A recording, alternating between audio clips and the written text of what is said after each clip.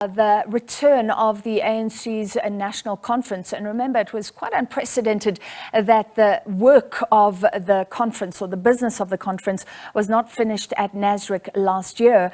So that was put on hold until the 5th of December. So we see the pickup today. For the next 2 days, we could see voting on resolutions and policy issues are now key. There was, of course, a policy conference in July last year. We're joined by political analyst Professor Bheki Mngomezulu. Professor, thank you for being with us as always. Let's start with what the ANC president said when inviting or welcoming delegates. He was saying that the ANC has a chance. It has to look at implementation of policies that are working or policies that are not working and change them. Is there something that the ANC could do in the next year? I mean, if roads are fixed, if the sabotage is stopped, if there's clear decision-making around SOEs, could the electoral fortunes of the ANC change dramatically in 2024? No, thank you very much for having me, Francis. Yes, it's a bit concerning that is of essence. There is a lot of work that the ANC needs to do before the 2020 general election.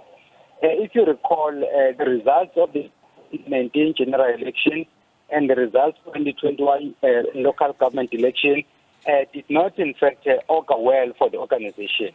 So then the question is, how much of the corrective measures has the ANC embarked on since the two conferences, that is the one for 2019 and then the one for 2021?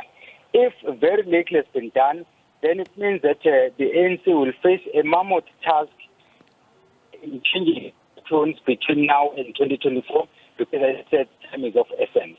But one positive thing is that the ANC concedes that in fact it has done things wrong and therefore is willing to correct those mistakes.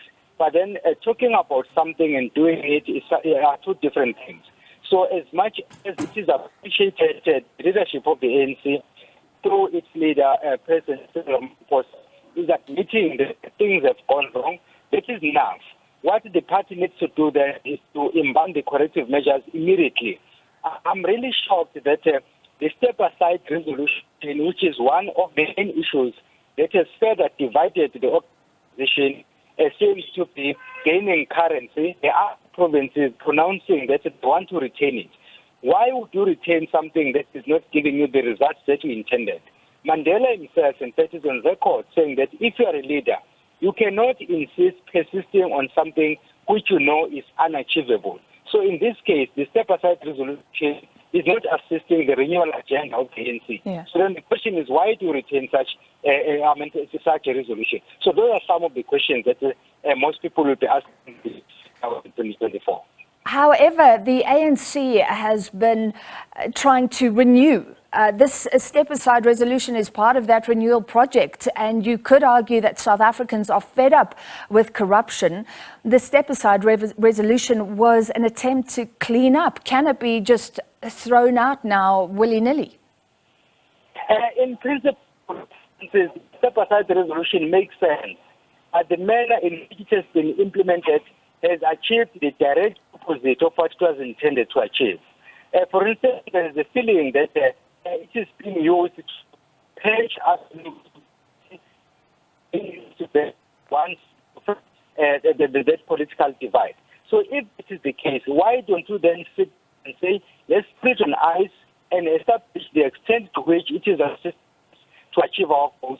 Where there are mistakes, then you correct those mistakes. By the time you reintroduce it, at least you know exactly how you want to handle it. You recall that when it was a provincial conference in Mpumalanga, subsequent to that, the NEC had to go back to the drawing board and try to insert some amendments, which is something similar that happened also when there was a regional conference in eThekwini, where Mamzandile Komete emerged victorious. So which means that, in my view, the step-aside resolution was hurried, and the manner in which it was implemented indicated that it was not cogently thought through.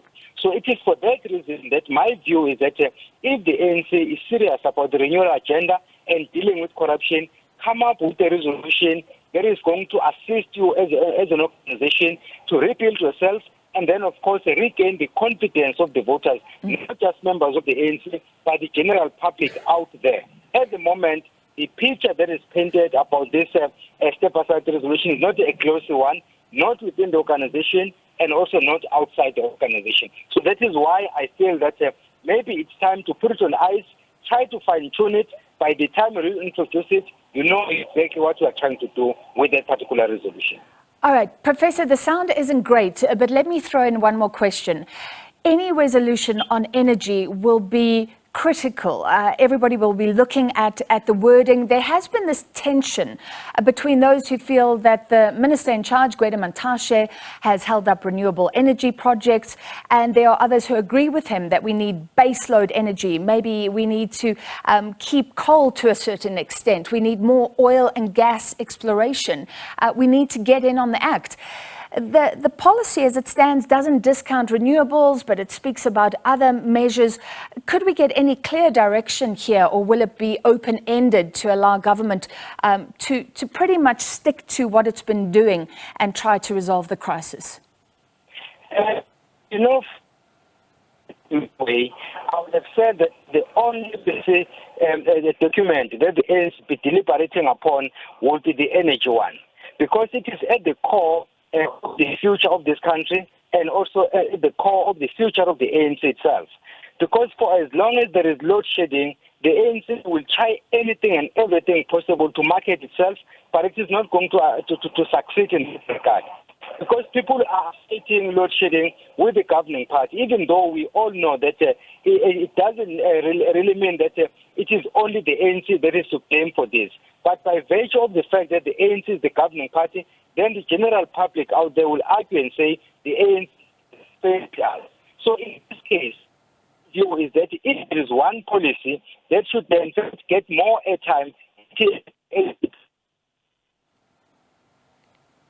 all right, unfortunately, we've lost that audio. But yes, it will get a lot of airtime. We will follow very closely any policy resolutions around energy. Professor Bheki Mngomezulu, political analyst.